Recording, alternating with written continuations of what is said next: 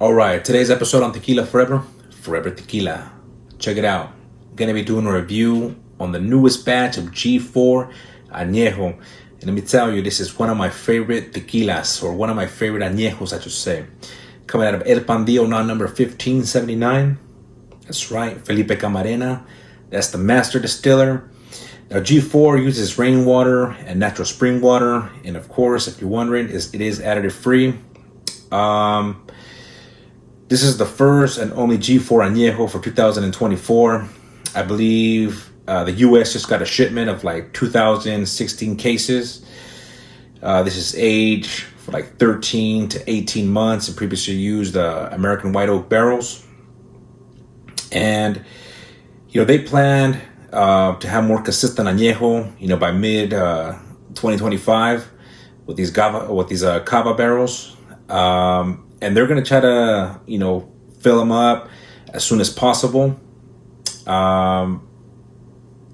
So, look, let me just tell you guys like this. If you haven't seen it, you will see it. If you do find it, in a lot of places, they're going to be overpriced. There's a lot of price gouging. And it's fucking ridiculous. I've seen some of the prices out there, and they're not pretty, let me tell you. Well, fuck them. I was in the Bay Area, visiting. Came down to San Jose, and found this store, Bay Stop. And the next time I stop by, I plan to do a video so you guys can check out their tequilas and some of their prices. And the cool thing though is that they're very fair with their prices. They're pretty much right at MSRP, where they should be. I picked this Widow Jane Reposado at a very good price. I've been actually looking for this for a while, and some of the places where I did find it, they're pretty pricey. And then I also picked up that new G4 2024, new batch. The price matched to Total Wine, so I thought it was pretty cool. The thing about this place is that you got to become a regular, for them to sell you like these tequilas. They had a Fortaleza Blanco for like $60, and they're not willing to sell it to just anybody unless you're like a regular. So you can kind of build that relationship there. You can have them probably hold your bottles and stuff. You know what I'm saying? Like, you come in there like, hey, I'm looking for the newest exclusive bottle that you guys carry. So that's the cool thing. For me, I was just like, hey man, like, I like the prices, I like what I see, and I don't care if I gotta drive down here, you know what I mean? I plan to stop by here because I do videos and stuff, but I need to get that G4. You know what I mean? And I'm always looking for the best prices, always looking for the best tequilas and everything, and this is a liquor store that I highly recommend. I can't wait to do the video next time I stop by. But I highly recommend it because, like I said, they got good prices, and that's really what it's all about. You know what I mean? Getting the right price, the right tequilas. The nice thing, though, is that they once you're a regular, most likely you're gonna be able to have a bottle. Bad thing, though, is that you can't really like purchase two. You know what I mean? They try to make sure that the regulars all get a chance to purchase a tequila. But I mean, that's fair enough. You know what I mean? Every place got their pros and their cons, right? Some places will be a little bit more pricey, but you can pick up as many as you want. So I shout out to Bay Stop in San Jose. If you guys are in the area or visiting, you live there, I recommend you guys check it out. You know what I mean? And just tell them, you watched Tequila Forever Tequila, and they recommend you to that place. Anyways, back to this tequila. It's one of my favorite añejos. And the thing I wanted to say too, because some of the prices that I've seen on this tequila are ridiculous. Just be patient. Like I said, they're going to try to be more consistent, with this tequila. Try to have it out because it's been a long time. It's, I'm not going to say like super long, but it's been a minute since, since they released an añejo. And so it's become really rare. And there's a high demand for it. You know what I mean? So for whatever reason, El Pandillo focused on the reposados, maybe because it's a lot faster to get out to the market. You know what I mean? So they focus on the reposado, and that's what they've been releasing a lot. So now they're also going to be focusing on the añejos. Obviously, we just recently had a new batch of the G4 Extra Añejo. So that's definitely a good thing. So like I said, if you don't get this batch this time around, there's going to be other batches coming up. So, just be patient. You know what I mean? Don't overpay. I always tell you guys that. Don't overpay. You know what I mean? Anyways, the date on the bottle is October 31st, 2024. Let's do this. So I'll just start by looking at it right here on the glass. I can see that it's really sticking. Looks thick, oily. It's a nice pale yellow. It's like a straw yellow, you know what I mean? Really nice color.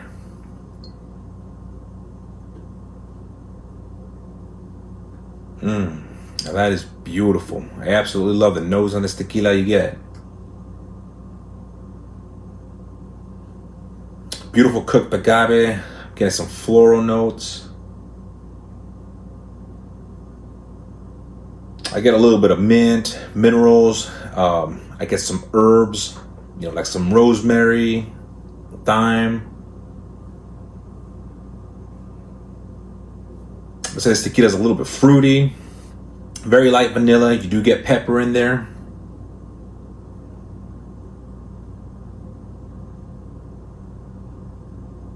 I love that mint coming in there. Perhaps just like a little bit of anise and a subtle oak. There's very light oak in there, but if you look for it, you'll be able to find it. So the nose is beautiful. I love it. Been patient waiting on this tequila for a long time, so I'm glad it's finally here, and I'm glad they're going to be focused on bringing out new ones. All right.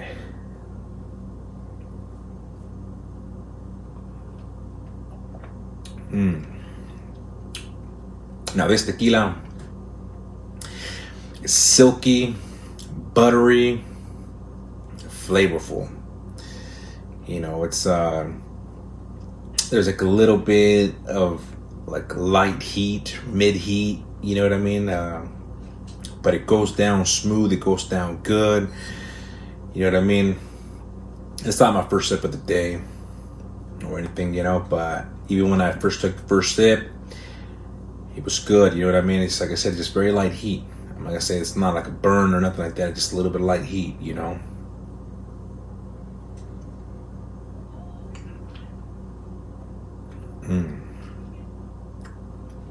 All right.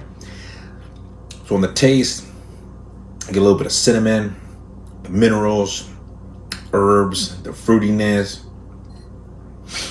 the pepper.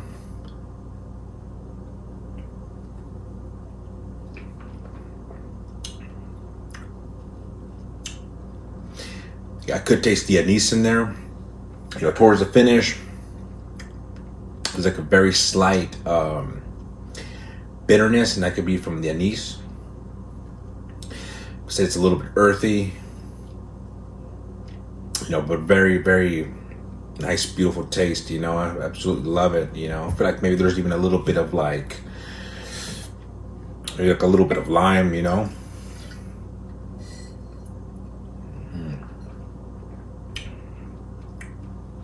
Oh yeah, but absolutely love it. It's one of my favorite tequilas. Highly recommend it. You know what I mean? You get tons and tons of agave. You get a little bit of oak, but you get all these nice other, flavors and aromas, and they're all very well balanced. I think the first time that I tried this tequila, maybe like a couple of years ago or something,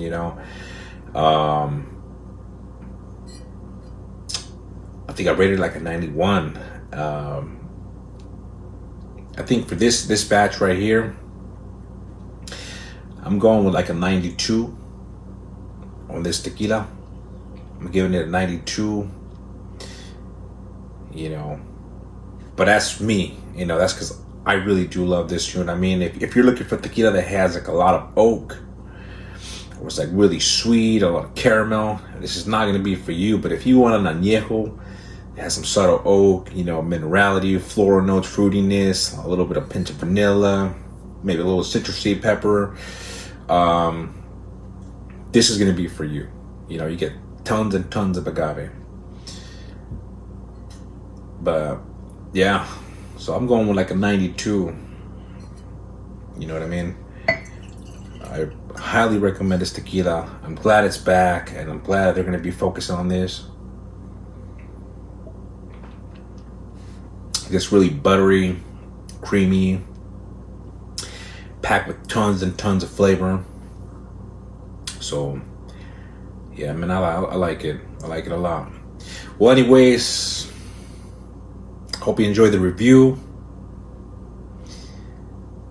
Till next time, salute.